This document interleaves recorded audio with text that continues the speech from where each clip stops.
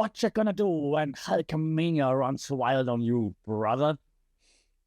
And I was saying this on a camera with a live mic. Fantastic. I would have thought that. And for an entire generation, this phrase right now, right? It was not a question. It was a catalyst for war, uproar, like not uproar, roar and excitement, like late 80s, early 90s, maybe into the earliest 2000s. And Hulk Hogan asks the Hulkamaniacs, you and me, what you gonna do? The stadium goes, wow, and just screams, and then Hulk Hogan tears off his shirt, and you go bananas. And so this was not a question, right? What's Hulkamania gonna do, or what you gonna do when Hulkamania runs wild on you, brother? It was a statement. It was like a slogan for all wrestling fans back in the day. And today, actually, we learned that there's one thing that Hulkamania can run wild on. It's mortality. Hulk Hogan passed away this morning. We learned at the age of 71 from a cardiac arrest, it seems. Of course, rest in peace to Hulk Hogan, to Terry Bollea. But we would be remiss if we wouldn't talk about Hulk Hogan. As a big wrestling fan here, it's very interesting to look into like what did the media do to the man Terry Bollea and then made him into Hulk Hogan, and how did the media play a part in Hulkamania, and how did the media play a part into create one of the biggest pop culture icons of not just one, but maybe two or even three generations. And without a doubt, the most famous wrestler so far ever. So yeah, we are looking into like how did the media play a part of this. We look into a few communication theories, and we also look into like everything else around Terry Bollea and Hulk Hogan. And it goes from selling T-shirts, from headlining WrestleMania, from slamming Andre the Giant, from creating TV shows, movies, and also all the controversies. Because, of course, while as a wrestling fan you mourn the passing of Hulk Hogan, you cannot ignore what the man behind the character has done over the years. So, hey, welcome to the Funky Pod.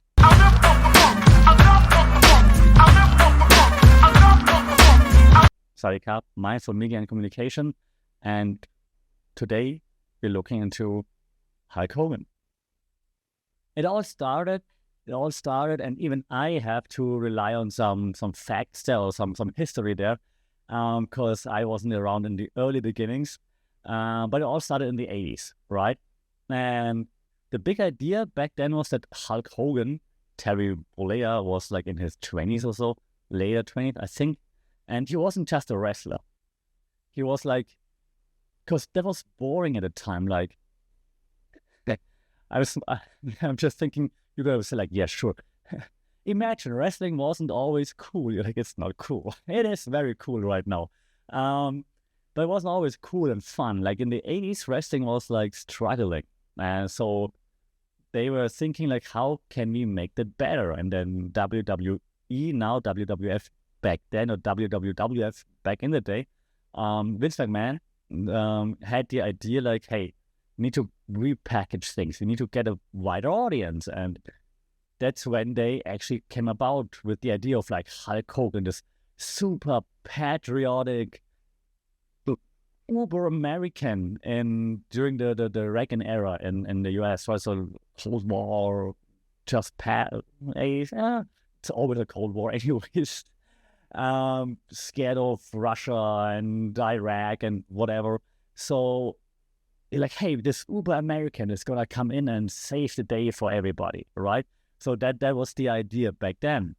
And they wanted to make it like more than just wrestling. So you're not just tuning it in and you're like, okay, cool, I watch wrestling an hour a week on TV. They want you to talk about it. So they created Hulk Hogan, something to talk about, something they can also put on a late night show, something they can like advertise, someone that can do like ads on TV and go to talk shows and things like this. And this happened with Hulk Hogan. It did not happen before. Hulk Hogan was the first ever wrestler to headline or to host Saturday Night Live, together with Mr. T back in the day, if you remember that. They both played, eventually they both played in the Rocky movies, right? And they were hosting Saturday Night Live the day before WrestleMania. Yeah, the story goes, and it's not a WWE story, but the story goes that WWF back then was almost out of business, and then they had the idea, Vince McMahon had the idea that we have to have like a super mega uber event. We call it WrestleMania, once in a year, the biggest event of it all. We're bringing it all together in New York back then, and we're putting all our chips and all our money in that, and the people are gonna come and gonna watch, and it's gonna be a super big event. And if it succeeds, we're getting a fix lot of money. If it doesn't succeed, we're out of business. And that's when they put like all the chips into that, and Hulk Hogan was that public figure number one, right? So the Hulk Hogan, Mr. T, hosting Saturday Night Live to reach like a wider audience, people that would have never tuned into wrestling before. So it's not just wrestling, it's like a whole cultural movement right now, like this patriotic cultural movement, right? And the calling card of Hulk Hogan back in the day, when he was like an uber American super good guy, like say your prayers and eat your vitamins, and that was all Hulk Hogan would always like yell into every microphone, every camera, like the super mega good guy, right? Like jacked, blonde, yellow shirts, as you probably can imagine if you ever heard of Hulk Hogan. Like say your prayers and eat your vitamins, brother. So that was the perfect mix of like patriotism and having like this super good guy that you just want to root for because he stands for who you are as an American, and the values that of course are non-negotiable or like not discussable, right? You're like, okay, sure, yeah, you say your prayers, be a good person and live healthy. Sure, that's what you do. So it's a whole movement, not just a wrestling show. And it was also very easy superhero back in the day, when things were simpler, maybe, especially when it comes to entertainment. In entertainment, you wanted to have more like good or bad, right? Make it easy for the people, because right now, with all the different media channels we have, it's very easy to tell like layered stories, and we're used to layered stories now. In the 80s, layered stories weren't much of a thing, so you needed like good, bad. And so Hogan was the ideal good guy, right? It was simple, like America, like always American flag. There's like an American themed entrance song that plays the first three tunes. You're like, oh, it's Hulk Hogan. Always virtuals, always beats the evil foreigner. One of his main foes was the Iron Sheik back in the day. Guess where he was from? The Iron Sheik. Andre the Giant was one of the main foes. It's always like the bad foreigner, right? And this leads to like stuff I actually teach students at university. So you see how I'm actually getting like to something that we learned today. There's like this guy. It's lots of French and German theorists, I realize every time I prepare an episode. So in this case, there's this guy, Roland Barthes. We talked about this before. And he says there's a thing that we call myth making. Okay, so we're making a myth, we're creating a myth, something like bigger than life. And to create myth, you need some everyday things that you associate with that myth. In this case, for wrestlers, you take colors. Hulk Hogan, the yellow shirt, for example. Phrases, "Whatcha gonna do when Hulkamania runs wild on you, brother?" And he always entered with like brother. And just as wrestler, how it looks as a whole, right? Big, muscular, with the mustache and with the hair and the bandana. So you have this, and then to all those little, small, normal things, you attach a bigger, kind of like an ideological meaning to it. Okay, so you see it, you're like, that's Hulk Hogan. Hulk Hogan means say your prayers, eat your vitamins, be American, defeat evil. Okay, so this red and yellow, yellow shirt, red riding, Hulkamania on it. It stops just being colors, and it becomes like what this guy then Barthes calls a myth. So you see it, you know exactly what it means, and in this case, it meant American virtue. The kind of like what Donald Trump wants to do right now, but doesn't succeed in. Well, maybe 50%, not anymore. 25% succeeds in that. But Hulk Hogan succeeded with that. Okay, you see yellow or red, you hear the music, you see, even if you just see the silhouette, you don't even see him, you just see a silhouette, and you're like, that's Hulk Hogan, oh my God, let's go, Hulkamania. Okay, so that's one thing. Another thing, we also talked about this in one of the previous podcasts, is one of the most difficult theories for a German to pronounce. It's called cultural hegemony. Okay, cultural hegemony. Hegemony is basically like leadership with consent.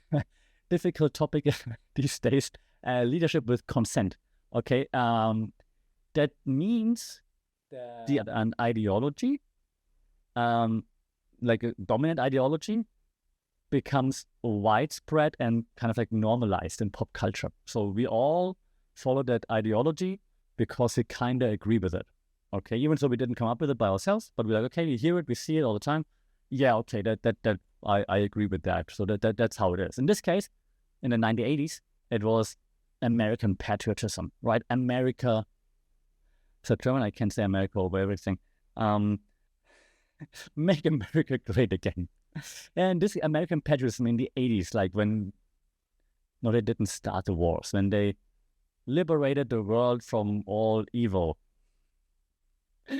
then American patriotism was very important for Americans, of course, to buy into, like, the America first, right? So there was like the widespread talking point within pop culture. Yeah, so we don't see it as like a propaganda message, like, America first? What is this? No, it sounds a bit weird. We should all be living together, like, I know, but you're buying, like, yes, it's like Hulk Hogan said, like, come on, say your prayers, eat your vitamins, be a good American, let's go, we bring democracy to the world. Okay, that's when you're buying. You don't see it as propaganda, which is would be seen as maybe sometimes, especially back in the 80s when everything was kind of politically charged. You see it as like, okay, I buy into it. That's my ideology now. Okay, so that's called cultural hegemony. Okay. So the thing is, the takeaway from this intro, believe it or not, but that's the intro. The takeaway from this intro is that he was a superhero, right? A superhero facing like all those bad supervillains. And he was created in the lab, so to speak. Like Vince McMahon sat down and like, okay, you're Ronald Reagan, how should we do this? Like, what should we do? Yeah, so they created this super villain that can fight the Iraqi Iron Sheik and all those communist bad guys. Okay, so it was deliberately designed. And so he kept doing this for a while, right? That's when I started watching wrestling. So I saw my first wrestling ever that I saw was Hulk Hogan slamming people. And the thing is, Hulk Hogan wasn't even a good wrestler. Like from a technical point of view, okay, now I'm going to nerd out for a little bit. From a technical point of view, like the moves that he's doing or that he used to do, the way he sold moves, selling means the way you play off your opponent's moves to make your opponent look good. It's terrible. He was very famous for, like, because he's the biggest star, he's not selling for his opponent. So if he's in the ring with someone, you know he's not going to make the other person look good. And the best wrestlers that are the most loved by their peers are the ones that can work with anyone, that can make anyone look good. It sounds incredibly silly, but there's a famous example of several wrestlers in Japan, but also like an American wrestler in Japan, Kenny Omega did this, for example. They wrestled broomsticks. Sounds stupid, but they did that to show that they can actually make anything look good. Okay? Kenny Omega also wrestled like a small girl and lost to a 5-year-old girl, for example, showing that he can make everything look good. Hulk Hogan would have never done that. So he was very famous for not, and it's wrestling's talk, for not putting anyone over. He needs to be the top guy, number one guy. Okay, so now they have that set. Okay, so now every match from Hulk Hogan basically the same. And the bad guy is trying to cheat, a cheap shot, or using something from the outside, or like kind of choking him with an illegal move or something, or have a manager that helps them. Then Hulk Hogan eventually overcomes, usually he starts to like shiver. It's like, and then he bulks up, or he hulks up, right? And they hit him, and then he starts to not sell the moves anymore. They hit him, and he just like brushes it off. They hit him more, brushes it off. Then he catches their hand. Then he hits them back, and then he does like his 3 moves, and then he has like his finishing move was a leg drop. So he slams them on the ground. He runs to the rope, runs back out of the rope with more speed, and then he jumps and hits them with his leg on their throat. That was the move. Okay, he not hit a criticized move, right? So that's what, then he might have done this for like 10 years or so. That's when I first saw it. And in retrospect, I think I wasn't, because I mean, I was young, right? I was not 10 years old yet. So I was like more amazed by how the crowd reacted to Hulk Hogan. Oh my God, look at this. The music, oh my God. And then, oh, look at how he hulks up. So those things. And eventually, however, if you expose to this a long time, a lot, it gets boring, right? It's like you're watching Superman movies the whole time. You're like, I don't know, this is boring, right? So you want to see different layers to it eventually, right? So that's why the new Superman apparently is better, because there are more layers to it. Not sure, but that you don't want to see the same formula over and over and over and over again. It's fun for the first 10 years, but eventually it's boring, right? Also, as a fan, you grow out of it. You're like, okay, I've seen this now for too long. Hey, I want to see some more. Okay. So then something happened. Another wrestling company came into the scene called WCW. And then we had Monday Night Wars, so WWF versus WCW. The same time, like, what are you gonna watch? Okay. And Hulk Hogan was always the good guy. And then eventually people got bored, and new people coming up in WWF. And then the shocking thing happened that Hulk Hogan moved from WWF to WCW. Different companies, so not related, different companies, right? Back then, WCW was throwing money around like, hey, you come here, take all the money. We want you, we're going to bury WWF. Now we know that didn't work. And then he appeared there, and eventually, what happened? No one saw coming, Hulk Hogan turned heel. Turning heel in wrestling means he became a bad guy.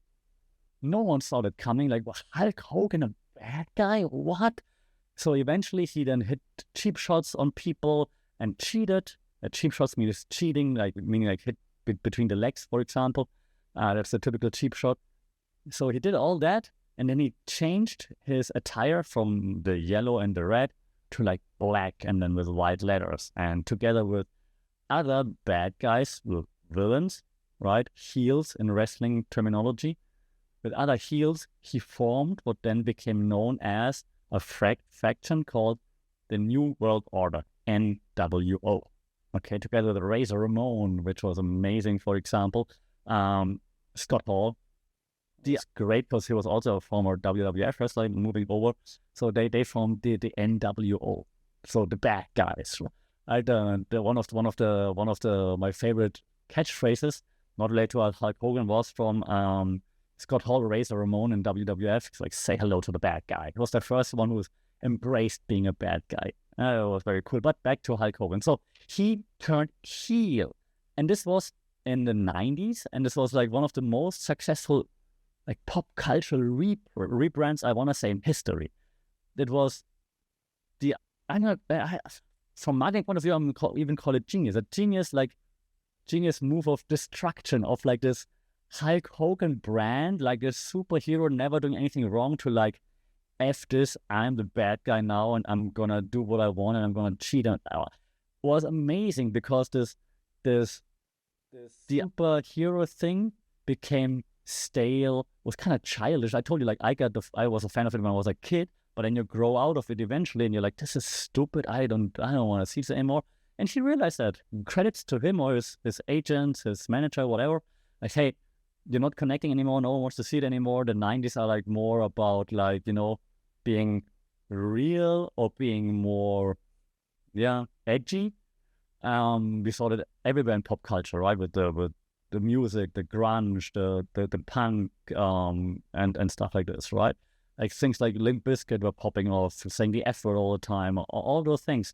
So this became more pop culture. So Hulk Hogan changed with it, which is, say about man what you want, and we will in a second. But that was a great move that he switched his whole thing, his whole stick, his whole gimmick, threw it away and became like the bad guy. So he destroyed his own myth that we just discussed, was built up so deliberately to become relevant again by joining the NWO, the New World Order. And that's a fantastic example for a theory we call narrative theory in communication, media studies. Which means we don't just look at the media as a form of storytelling, even though it's very important, especially in wrestling, because every story that you see sets up certain expectations, right? So Hogan's story for a decade was always, Hogan wins. That's also what happened to John Cena then in the late 2000s. You're like, there's like this, it used to be an ongoing joke on the internet, lol, Cena wins. And there was always, that Hogan made that famous. It's always, haha, Hogan wins. Championship match, Hogan wins. Okay, so there was the story for a decade. Hogan always wins. Then that heel turn, becoming a bad guy, was so powerful because it completely violated that narrative structure. Like this, Hogan's gonna win anyways. Okay, so it shocked the audience. Like, what? This happened? And it forced you as an audience to pay attention again. I remember I was checked out of wrestling for a bit, and then when Hogan turned heel, I was like, no, nah, that must be like a ruse. He's just gonna do this for a day or so, just to like maybe gain trust of the bad guys and then destroy them from within. No, Hogan's not a bad guy. Couldn't believe it. I could not believe it. It's like, no way. And I already didn't like him anymore. I was bored of it. That's why I was checked out for a while. I was like, what? Hogan's bad? Maybe I have to watch WCW now. And this happened to many people. We call this then the audience reception theory, like how the audience receives something. And the theory says that the audience is not passive. Okay, we have like different audiences in media theories: passive audience, active audience, in between audiences. And this theory suggests that the audience is not passive. We're not just sitting there watching, taking in. We're not, right? We're active. Different people understand the same messages being sent in different ways. For kids, like I was when I first saw Hogan, Hogan's heel turn was a betrayal. You're like, that's your superhero. If you're like still like around 10, 12, 13, you're like, it's my superhero. Like, what? No, don't. It's like how people felt when John Cena became a bad guy in 2025, right? When he kicked Cody Rhodes in the balls. So like, no. Okay? For older, smarter fans, in a sense of like understanding that it's just a show, it was a sign that wrestling was acknowledging the cynicism that happened. That like, yeah, sure, Hogan wins. Like, yeah, Cena never gonna turn heel, never gonna be a bad guy, right? So we're like, hey, they got the message, they got our message, then they realized we're bored. So we got a different reading of the text of like wrestling. Like, oh my god, they're actually changing, crazy. So Hogan took the character, threw him at a dumpster fire, threw in some more fuel, poured some fuel on it, and for the first time in years, Hulk Hogan was cool again. Amazing. Okay, that was now enough of like applauding, because with great power, you know it. So then eventually, if you're that famous, right, you go through different stages from like, okay, climbing to the top, being at the top, and then eventually you want to stay there, but maybe you make not always the best decisions, and maybe even your actual character comes to light if you're not always able to play that character that you're supposed to be. Yeah. So that's where we now, okay? The one of the stages where then the line between the man and the myth gets blurry, maybe even dissolves, and we're turning towards like there's a side view of the spectacle, one of the last episodes, that reality TV era. We're knowing, unfortunately, I mean, it's good to know, but unfortunately for him as a character and for us as like fans, we know too much. Like reality TV, and the song is "Video Killed a Radio Star." And reality TV killed so many super or celebrities. Because then he got TV shows. Okay, so famous he gets TV shows. He gets Hogan Knows Best. So now the superhero, or superhero / supervillain, has to deal with like suburban problems. Like he's running around, he's walking around and solve suburban problems. I mean, it's a classic move. Like reality TV is a classic move for celebrities to stay relevant after their success peaked and then the success is declining, right?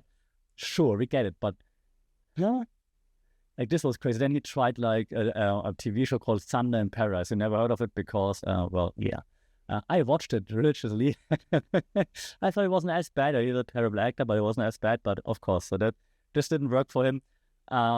Then eventually, and this happened way later, was the Gawker lawsuit. Gawker was like a celebrity gossip website, and they got hold of some more of some sex tapes of his, and so he sued them. I think he got. Oh no, I lost the name. He got supported by that one PayPal guy. I forgot his name. You know who I mean, probably. If not, I will put it in the description. But it was like this old school celebrity now clashing with new school digital media, because now all this stuff came out. Yeah, people talk about like how much of an, I don't know how to say ass, because how much of a not nice person he was behind the scenes, how hard he was to work with. Those videos appeared. Other videos appeared where he talked about like his daughter's dates / boyfriends that were like Black Americans, and he called them certain names. So all those things eventually came out that kind of destroyed the whole character, and you realized who the man behind the character actually was. And well, welcome to hyperreality, right? We talked about this before. Sean Baudrillard, another French guy. Sean Baudrillard talked about hyperreality a lot. We talked about this a lot too on the podcast, because I talk about it a lot in class. Hyperreality, very quickly, just again, is that our culture is filled with what Baudrillard calls simulations. Simulations that have no connection to reality, means that are not real. Meaning, we see lots of things in the media, they're not real. However, it's so hard to now distinguish, are they real or are they not real? Right? IG stories of your friends. Back then in reality TV, we thought, oh, that must be real because it's called reality TV, but of course it's also scripted. So, for example, in this case, Hogan Knows Best, his TV show wasn't real life. It was what Baudrillard calls a hyper-real simulation. So it's fake, meant to look real. And then if we see it and we think it's real, for us, it actually is real. Does that make sense? I hope it makes. Even though it's not real, it's scripted reality TV. We see it, we think it's real, and then in our brain we make it real. And so this character we see on TV then is the real person for us. Okay? So that happened with Hogan and with everything that came out, right? So the guy behind the character, Hulk Hogan, actual name Terry Bollea of the guy that became Hulk Hogan. And so we saw that he was just playing different roles. And we're like, hey, wait, you're this weird TV dad guy. You're not the superhero. Pardon me. Like, hey, what's up with that? Because it kind of like destroyed the picture of Hulk Hogan that we had for such a long time. So what was left behind after the picture got destroyed, thanks to reality TV, thanks to all the leaked videos and all the things, was a very tan, very famous and a very confused man trying to figure out how to still be Hulk Hogan when the script for Hulk Hogan had run out. So this leaves us then with a very complicated legacy, right? Because you can't have a credible tribute to Hulk Hogan without actually addressing the catastrophic moral failures that he had done. Yeah, again, those sex tapes, all up to him, but then it got leaked, and then they destroyed the Gawker website, and then of course the leaks that showed how he referred to his daughter's boyfriend, dates, whatever it was, is just ridiculous, and you can't ignore that. And that's why today, when you check social media and there was RIP Hulk Hogan posts, if you look at the comments, there's going to be lots of hate. There's going to be lots of hate from people who followed that, who know about all those things. So you can't ignore that. Yeah, so you can't ignore that he was a terrible coworker, that he was racist, that those moments shattered that role model that he tried to portray, and that he tried to come back several times with like Real American Beer Brand and Real American Freestyle Wrestling right now that's still running. He tried to come back, and it never really worked anymore because people knew better. The last time he was on TV for WWE, he came out in his like yellow Hulk Hogan thing with like the American flag. It was the Netflix debut of WWE on Netflix, January this year. He got booed out of the building. Like no one wanted to see him. Because now we know who he was as a man. You didn't care for the character anymore, okay? So, from a media point of view, you would think, okay, can a brand, the Hulk Hogan brand, recover from this? And I mean, there are frameworks there for like what we study at uni for like crisis communication, for example, where we call it like there's an image repair theory, for example, which gives you like a framework that outlines specific strategies that a brand can do when reputation is damaged. I mean, you go through stages like denial, evading responsibility, which he, of course, tried to the greatest extent. In his case, maybe corrective action would have been better. Mortification, which would have been like some public apology, which he never did. So this would have been something that he could have done, but chose not to, right? He tried to just ignore it. Now, even when we heard people booing him out of the building, he said, well, they booed because I was playing a bad guy. But actually, he wasn't. He wasn't playing a bad guy anymore. He came out in his good guy uniform, right? Announcing like his new brand, his new beer and things like this. So he didn't play the bad guy anymore, and people still booed him because people know who he then actually was. They remember the racism. They remember everything you saw online. Which then leads me to what we all see all the time, and which is probably also very interesting to just see that it happens to such huge stars as well, like cancel culture, replatforming, and those things, right? Because canceling, for us, when we cancel someone, when someone gets canceled, it's like the withdrawal of the platform, right? And WWE, so while the audience cancels him like a while ago when all this happened, WWE also canceled him, deplatformed him actually. Yeah, and there would be like a strategy that goes from deplatforming, taking it away to like a replatforming. Like it's usually a very slow strategy, bringing him slowly back. That's what he also tried with Hulk Hogan, and for his like comeback for Netflix, turned out it was still too soon, because of course we still all remember what happened and that he's been racist and like just a terrible person, allegedly. So the thing is, with Hulk Hogan, right, he was this cartoon character who just became all too human eventually, of course. And I mean, obviously, if a person does things like what he did, like being racist, not owning up to his mistakes, like all those things, we're having a hard time forgiving him, and rightfully so. I want to add, of course. This is what makes it so hard to then today not only celebrate Hulk Hogan, who clearly helped to elevate wrestling to what it is today, to make it like a pop culture phenomenon, to save wrestling, WWE, from being bankrupt back in the day, for making WrestleMania a thing, for going into mainstream, for going to SNL, into talk shows, for enabling a whole industry to strive, survive, do well, make millionaires, right? to then saying, but hey, while he helped do all those things, he was also a racist. He was allegedly a terrible human being that didn't care about anyone else besides himself. They didn't help anyone else. They didn't offer anything to anyone else. Allegedly, when the last time when he came to WWE and people asked him and like, hey, give me some advice and so on. The advice he gave others is like, don't get caught. So he wasn't even allegedly, according to what's online, he wasn't even sorry. He was just sorry he got caught. And that's why it's so hard, again, to just celebrate or give him the flowers on a day like this. Nevertheless, Hulk Hogan was the first wrestler that I saw on TV, the first wrestler I remember seeing on TV.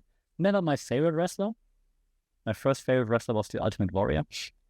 But he definitely helped opening the doors for me to be connected with wrestling for the first time. And for that, I have to say thank you and hope he does rest in peace. Let me know your thoughts about Hulk Hogan. Did he have an impact on your life? How do you remember him? Do you only know him as like a weird reality TV star, or do you only know him from like all the online controversies? Like, what are your thoughts? Shout out in the comments wherever you get this podcast. Like, share, subscribe. You know it, because if you don't do it, Hulkamania will run wild on you, brother. Until then, stay safe, take care. We talk soon. Sarika.